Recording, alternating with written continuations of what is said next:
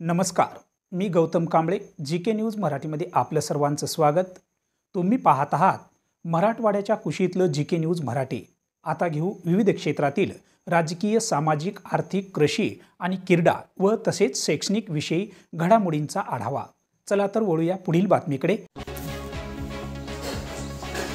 यवतमाळ जिल्ह्यातील उमरखेड बंदी भागातील चिखली, कोर्टा व दराटी या भागामध्ये ढगफुटी सदृश्य पाऊस झाल्यामुळे मोठ्या प्रमाणात पिकांचे नुकसान होऊन पुराचे पाणी अनेकांच्या घरात शिरल्याने संसार उपयोगी साहित्यासह इतर खाद्य धान्याचे मोठ्या प्रमाणात नुकसान झाले आहे.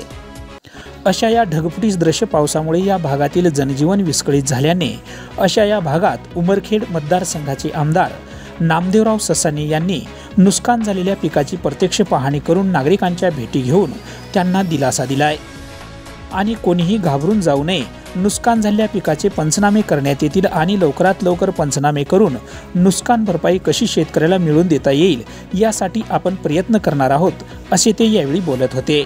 Bureau report, GK. News, Yavatmal.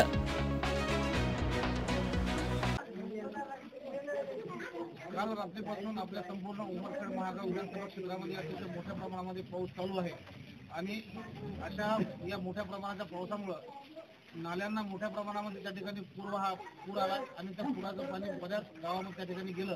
तर अशा परिस्थितीमध्ये एक आपला चिखली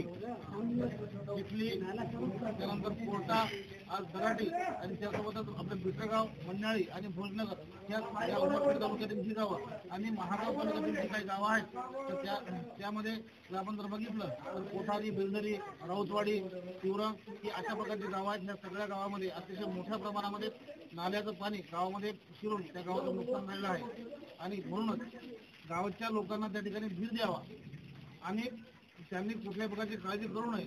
या जे काही नुकसान होईल त्या नुकसानासाठी पूर्ण शासन म्हणून, शासनाचा प्रतिनिधी म्हणून मी तुमच्या सगळ्यांच्या सोबत आहे, शासन आपल्या सगळ्यांच्या सोबत आहे. त्यामुळं कोणीही काळजी करण्याची आवश्यकता नाही. ज्या जे काही नुकसान होईल त्या सगळ्या नुकसानाची परिपूर्ण व्यवस्था आपण त्या ठिकाणी करू. त्यामुळं कोणीही काळजी करू नका, फक्त काळजी घ्या. ही जी वेळ आहे, कारण सध्या अजून 2 दिवस पावसाचे आहेत, नाल्याच्या काठी आपण या ठिकाणी राहतो, त्यामुळे सगळ्यांनी सतर्क राहणं अत्यंत आवश्यक आहे. जेव्हा एखादी घटना अशा प्रकारची आपल्याला वाटते किंवा जेव्हा पाणी वाढते तर ते पाणी जेव्हा आपल्या चुणूक लागते पाण्याचे, तर लगेच आपण त्याच वेळेस पटकन आपल्या सुरक्षित ठिकाणी आपण त्या ठिकाणी गेलं पाहिजे आणि सगळ्यांनी आपल्या जीवाची काळजी घ्या. बाकी सगळी काळजी करण्यासाठी आम्ही या ठिकाणी समर्थ आहोत. तुम्ही पाहत आहात महाराष्ट्राच्या कुशीतलं जी.के. न्यूज मराठी. सात जनतेची, भूमी महाराष्ट्राची.